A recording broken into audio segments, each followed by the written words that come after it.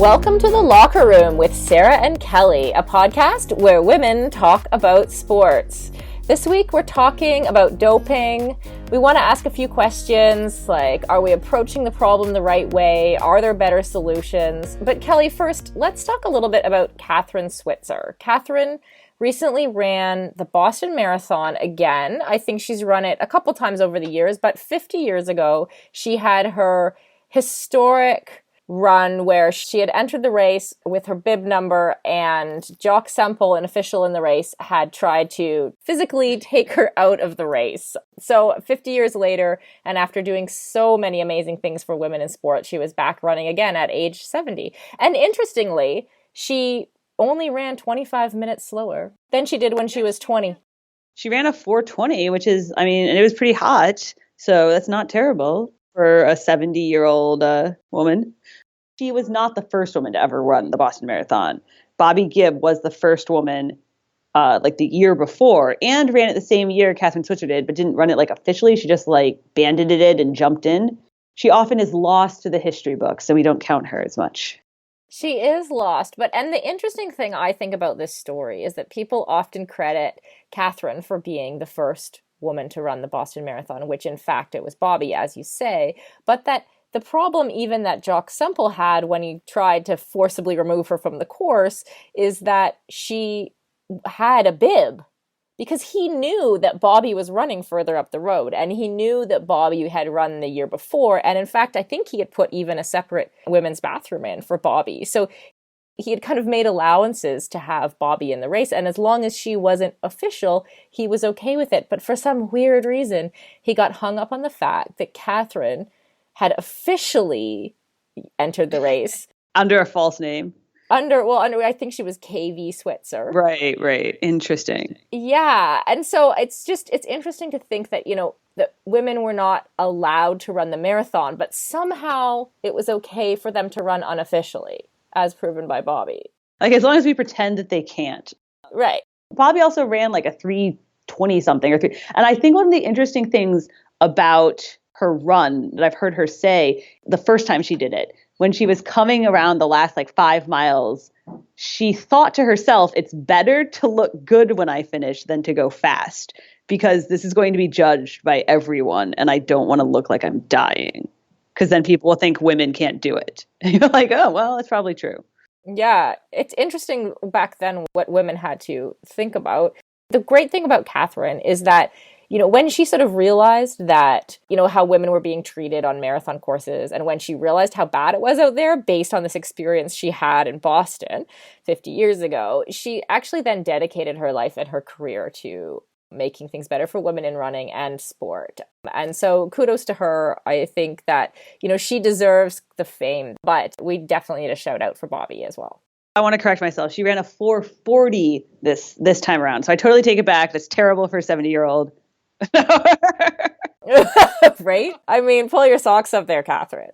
Okay, next in the news, Serena Williams has announced her pregnancy. It seems like there are a lot of athletes that are pregnant right now.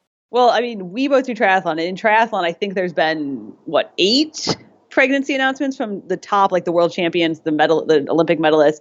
And partially, I think this is because it's a post-Olympic year. There's also some swimmers who have announced pregnancies, and women's sports tend to overlap with Olympic sports more often than men, because that's how it goes.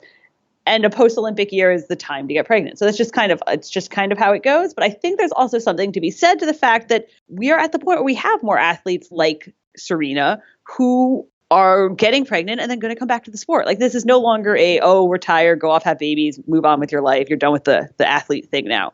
We're finally at a point where there are a good number of women who are pregnant, rocking it, and going to come back. Yeah, I think even in the last decade, we've seen a huge shift in attitudes towards pregnancy. When I found out I was pregnant, I was at a training camp in Australia, and I then found out I was pregnant, started asking around some coaches, looking for information online about training during pregnancy. And I was really surprised at the different attitude in Australia about women being active during pregnancy. They were a lot less stringent about what they suggested pregnant women did. And I even met an Australian swimmer who was doing kind of very close to threshold sets during her second trimester. It was stuff that we didn't see at home. No, people still don't really do that here. There's even a swimmer right now, an Olympic swimmer, Dana Vollmer, who is racing currently, and she's 5 or 6 months pregnant. And people are still, is that safe? I don't know. Well, does she see it as though she didn't talk to a doctor, as though she hasn't thought of this herself, which is what's always shocking to me. The way people fret over, Serena winning, what was it, the Australian Open 3 months pregnant, as though she isn't perfectly capable of figuring these things out herself. Right, exactly. Well, and actually what I found kind of impressive was that Dana Vollmer, the swimmer, I think she went 27 something for a 50 freestyle at 6 months. So that's pretty amazing. I definitely got beat very badly by a professional runner who was 8 months pregnant at her local race one time. So we all know how that feels. And we do have a gripe of the week this week from British Cycling. This is a pretty good one, Kelly. I'm looking forward to. So British Cycling had some directions on how to coach women, some guidelines, some suggestions, and it started making the rounds on Twitter because it was pretty amazing. They suggest that you realize that all women may not be comfortable in clothing traditionally worn for cycling. That women might suffer from a lack of self-confidence to try something new. True. They also suggest that you create time within a session for social interactions and fun. Right. And that some female riders may prefer joining cycling just for the social or fitness aspects. My favorite, though, is that their very last point is don't assume a person's strength or ability based on their gender. You're like, good point. Good point. What I think is so frustrating about this, along with being funny, is that it's not like this didn't come from a place of good intent. I get that they want to reach out to women who haven't done cycling before, and that statistically speaking, women often are beginners just because they don't have because they've been told historically they can't do something because the society's told them it's very masculine, manly, and like a pissing contest. And that there are a good number of women who want to do things because they are social or for other reasons than just the performance aspect. That is true. So I get that they were trying here. They were trying. They were trying. We can give them a check mark in the trying box. Yes. But if we were going to not make assumptions based on someone's gender. If we're going to not patronize women. Because there are probably also men who are just doing it for the fun of it and who don't feel comfortable in clothing traditionally worn for cycling. Right. Exactly. I know a lot of men who are comfortable in in Lycra shorts. Exactly. I have a hype of the week. It comes from a Sport Check store in Calgary that has adopted multiple body types in their mannequins. So apparently they have mannequins that include a swimmer's body type, which I assume has big shoulders, a runner, which might be slight, a yoga mannequin, a lifestyle mannequin, though I'm not really sure what a lifestyle mannequin is. Yeah, like what that is. Maybe they just have the same mannequins as usual and they've just labeled them differently. My vision is that mannequins are always the same. They're skinny and they have no muscle tone. So I think that they've tried to create maybe like a mannequin with some glutes. Okay. So they get my hype vote just for trying. Oh, everybody's trying. Okay, let's talk about doping a little bit. Huge topic. It seems that this conversation has sort of increased a little bit in the media in the last year, I would say. It sort of started before the Olympic Games last year when the Russian doping scandal came out, and it just never stopped. So tell us a bit about the Russian doping scandal. Yeah, I think leading into the Olympics, when it became public information that there was kind of such widespread doping in Russia, and to a degree that it was state-backed or state-sanctioned, which is obviously still up for debate, to the point that the IOC felt they had to ban Russian athletes with like just a few exceptions. When all that came to light, it really brought to people's attention how systemic and how bad the doping is. And obviously the Russians felt victimized in this because their point was it's not just us. It's also Kenya and Ethiopia and Jamaica and the US, and it's everywhere. We're just doing what we have to keep up. And kind of since then, I would say we've reached a crisis point in kind of the Olympic international sports in terms of people's confidence in if the agencies are doing the right thing, if we can trust them, if we can trust the performances, if there really are clean athletes, that kind of thing. Yeah, it feels like a new level of awareness, really, in terms of doping. So, you can go back to a time probably, I mean, when I was a kid before Ben Johnson was caught here in Canada, that, we thought that all the Olympic athletes were clean, on the whole. Was that just because you were a kid, though? I don't know. Probably, but I did actually read this in a legit article as well. Okay. That, there would have been a time where we felt that the Olympics was fairly clean and there were a few cheaters.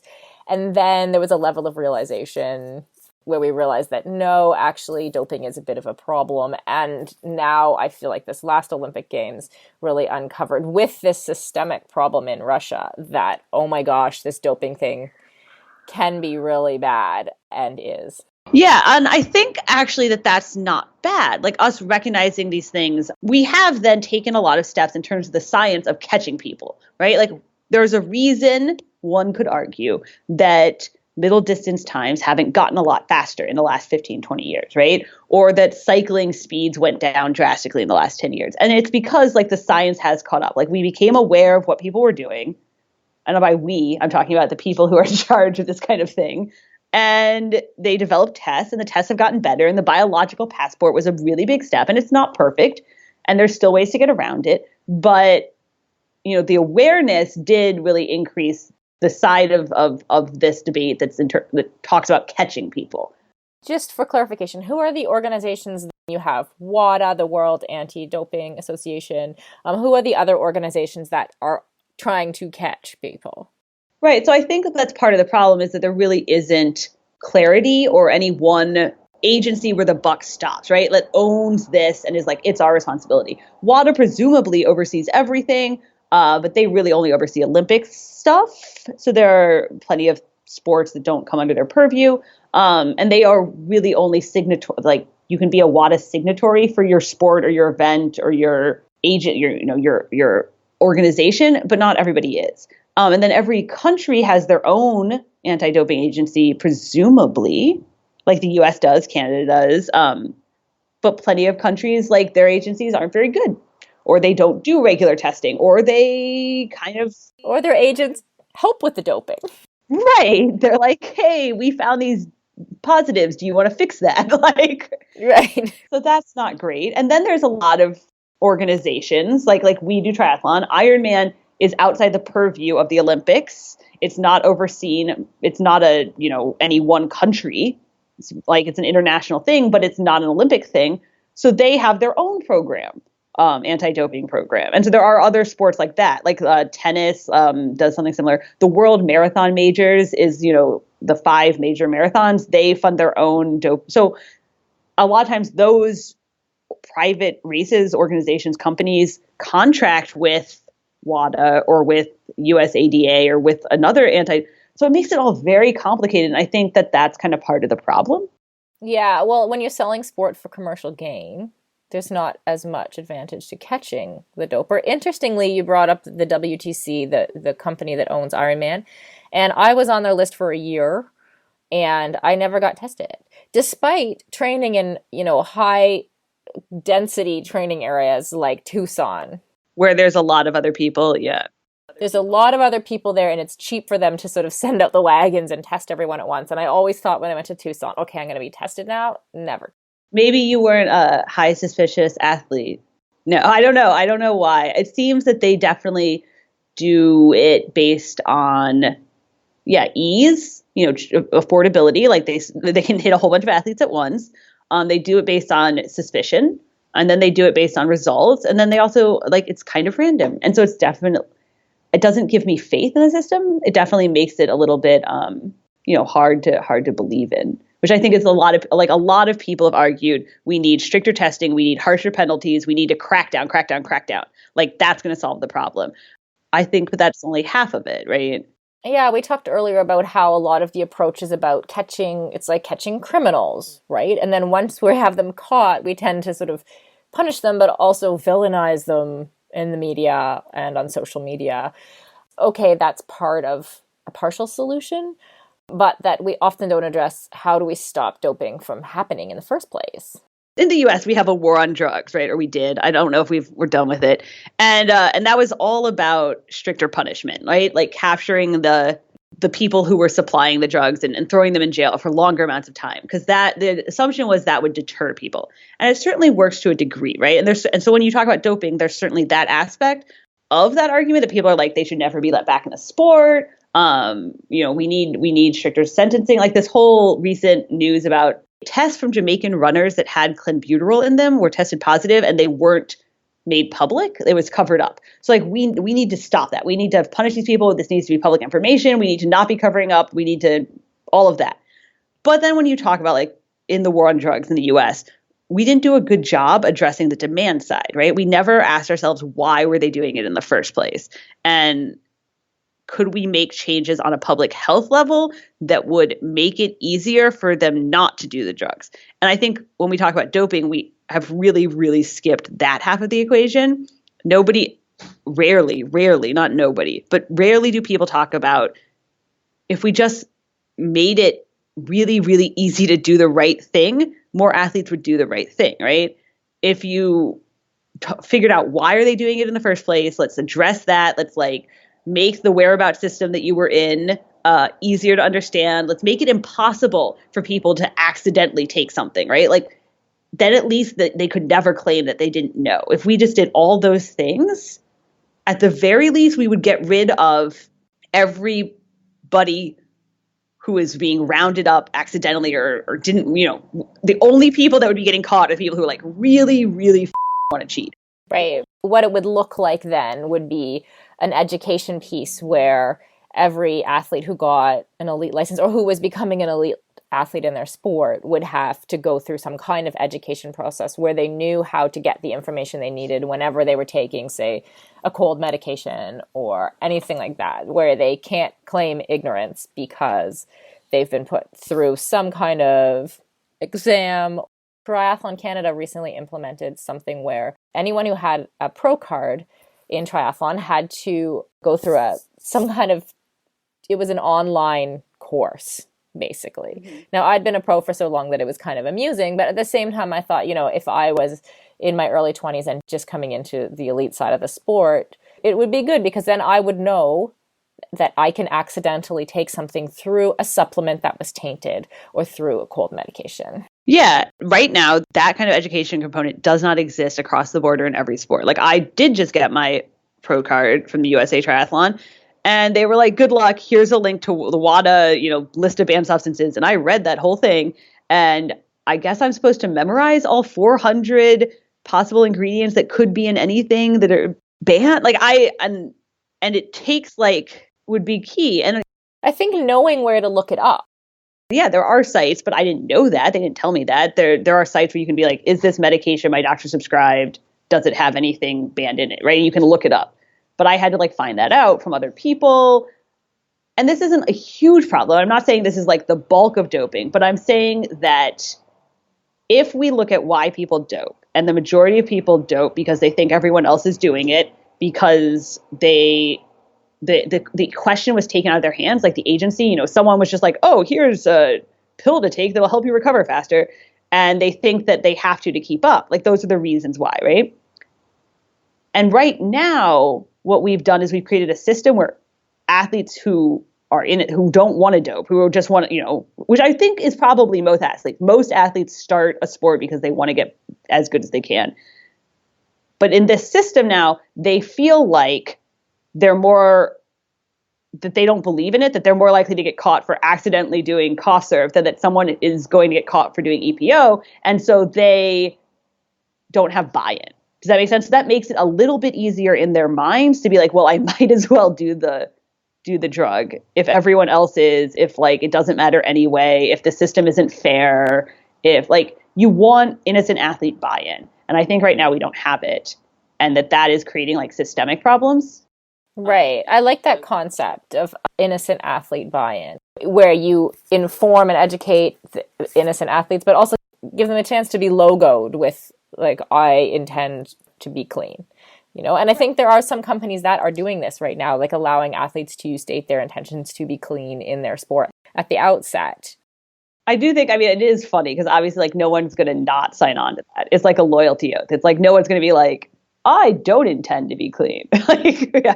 That's true, but it's a way of basically getting all the athletes together as well. You know, one article I read said that athletes have the most to gain from clean sport and the most to lose from sport that's not clean, right? So sometimes these athlete-driven organizations might be, you know, the place for change, where change can start. I think it's true. And I think we also should listen to them because I think when the athletes are saying, we need these things to change, like both the very small things, like we need the whereabouts system online to be easier to update because too many athletes are getting whereabouts violations, and that's absurd. To like, we need a global, you know, when they like the small things to the big things, we should listen to the athletes because there's no incentive to catch at the international level, catch the top athletes because they want to make money. There's no incentive by sponsors necessarily because they want to sell their products. They want to have the fastest people. They want headlines, right? And then they don't want them to get caught. They want their athletes to be clean. And so it really comes down to like the only people that there is an incentive really to like make sure the sport's clean is the people actually on the line because they've put a lot of time and sweat into it. And it would really suck if that all went to waste. So I think that the cracking down and the catching people is getting better, though it still has a long way to go. And a lot of that is going to come from we have the way, or we increasingly have a way to catch them, but we don't have the will. And so we have to push the organizations and the companies who do have that will to do it. But then on the other hand, there's also the half of the stopping people from doing it in the first place. And I think that half really, there's a lot more room that we could make improvements. I also think, you know, that you can still win without doping. So that's important, right?